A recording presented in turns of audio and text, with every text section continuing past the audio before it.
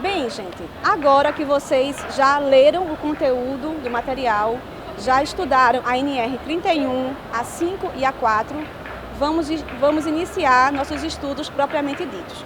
Eu convido vocês a abrirem a apostila de vocês na parte que fala sobre obrigações do empregador rural. Observem que eu citei 3 tópicos. Um tópico fala o seguinte: o empregador rural deverá garantir adequadas condições de trabalho, higiene e conforto para o trabalhador rural. O empregador rural deverá também realizar avaliações de risco e promover melhorias no local de trabalho. Então, a figura do empregador rural é representada pelo técnico em segurança do trabalho. Observe que o empregador rural não vai pegar um equipamento de medição para avaliar o risco no local de trabalho. O empregador rural ele vai confiar no profissional de segurança para que você, futuro técnico em segurança, identifique esses riscos e leve para o empregador a situação que você verificou. Ou seja, você vai sinalizar aonde existe insalubridade, aonde existe periculosidade e vai fazer um planejamento, um plano de ação para controlar, para minimizar ou eliminar esses riscos no trabalho rural. Então você vai olhar para o trabalho e vai verificar se existe risco de corte, de amputação, de esmagamento, de incêndio, de explosão, corte de acidentes com animais peçonhentos. Esses acidentes que eu falei são os principais acidentes no meio rural. Mais à frente você tem no material de vocês uma imagem que eu coloquei sobre os direitos dos empregados. Um dos direitos eu quero chamar a atenção, é o direito de recusa. Então, em uma situação que ofereça risco grave e iminente para o trabalhador rural, esse trabalhador, mesmo temeroso, mesmo precisando do seu trabalho, deve ser orientado a se recusar a executar a atividade, mas se recusar com justificativa. Ele vai informar que aquela atividade não pode ser feita porque oferece risco de acidente e propor medidas de solução, não é? Então você como profissional, como futuro técnico em segurança, deverá orientar o empregador quanto a isso e o trabalhador, para que esse empregador não venha se assustar quando o seu subordinado se recusar a fazer uma atividade de risco. Então, se há risco de incêndio, risco de choque elétrico, de explosão, de esmagamento, ou seja, risco grave e iminente de acidente, a atividade deve ser paralisada.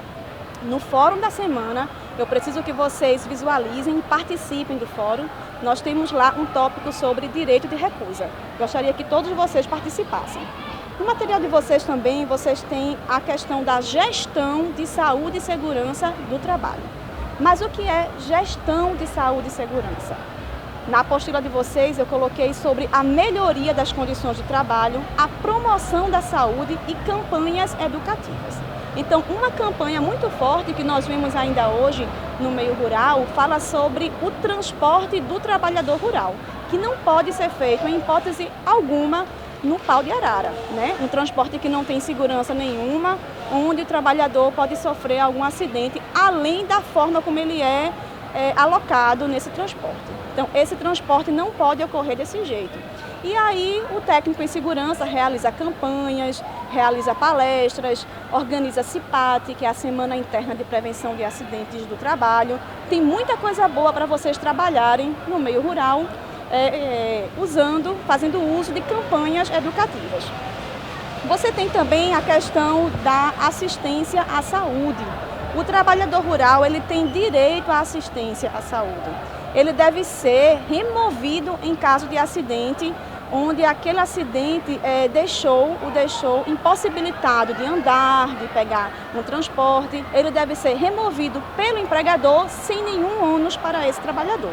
Além disso, em caso de acidente do trabalho, é obrigatória a emissão da CAT, Comunicação de Acidente do Trabalho, que deve ser emitida até o primeiro dia útil após a ocorrência do acidente e em caso de morte de imediato. Então, um acidente muito comum que nós temos no meio rural é o acidente com animais peçonhentos.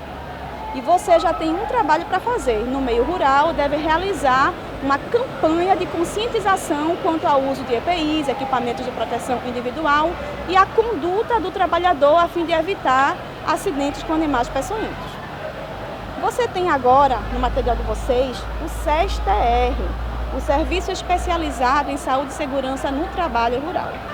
Esse SES-TR se assemelha muito ao SESMET que você já estudou na NR4. Acontece que no meio rural existem 3 modalidades de SES-TR. O SES-TR pode ser próprio, externo ou externo coletivo. É próprio quando os profissionais do serviço possuem vínculo empregatício na propriedade rural.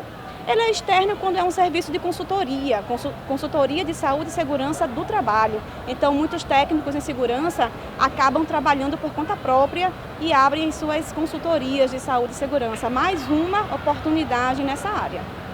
E existe também o SES-TR externo coletivo, que é quando o empregador rural compartilha os seus profissionais com outro empregador rural.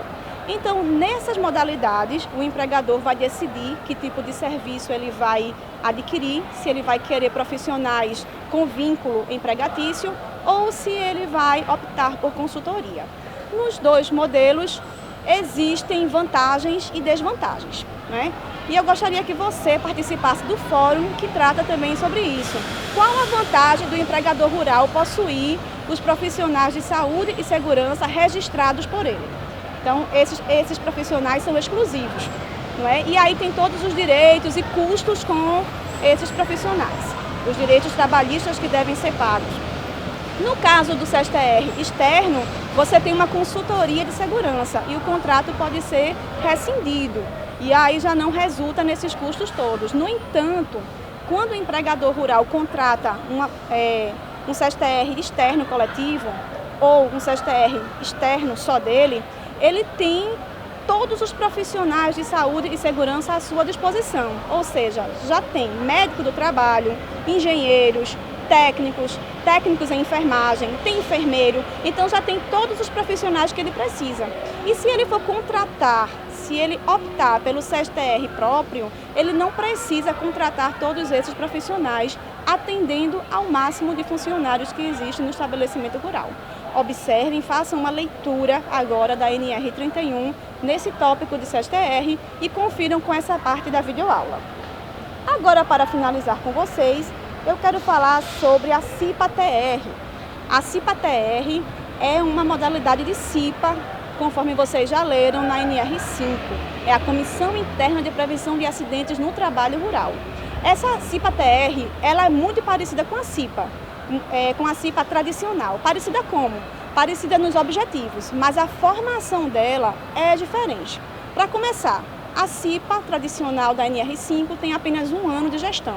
A CIPA-TR são 2 anos de gestão e o presidente e o vice-presidente são substituídos por coordenador e vice-coordenador. Eu gostaria que vocês anotassem as principais diferenças entre CIPA e CIPA-TR, conferindo a NR5 com a NR31. Isso vai ser muito importante para a atividade da semana de vocês. Nós temos também no meio rural a utilização de agrotóxicos. O que é que você, técnico em segurança, vai fazer quanto a isso? Uma das coisas que você precisa prestar atenção é em relação ao curso de capacitação. Todo trabalhador que se expõe diretamente aos agrotóxicos precisam ser treinados. Você tem isso na NR31. Então, quem é que se expõe diretamente? É aquele que manipula, que fraciona, que tem um contato direto com o agrotóxico. Além disso, você deve proibir que grávidas menores de 18 anos de idade e maiores de 60 anos de idade tenham contato com esses produtos, com esses agrotóxicos. Observem também a questão da área ser pulverizada. Você precisa verificar se há uma programação de horário, de tempo, de forma de pulverização. É muito importante verificar a questão do armazém também, do armazenamento de agrotóxicos, que deve estar no mínimo afastado 30 metros de qualquer instalação, de qualquer casa, de refeitórios, de área de circulação. O motorista também que vai comprar o agrotóxico deve seguir com o receituário do engenheiro agrônomo para a compra desse produto. E aí todas essas recomendações de segurança devem estar bem claras, bem expostas em um outro documento que você deve elaborar, um documento chamado Ordem de Serviço. Agora, em seguida, tem mais um vídeo para vocês nessa semana, onde eu trago para vocês uma entrevista com um engenheiro agrônomo.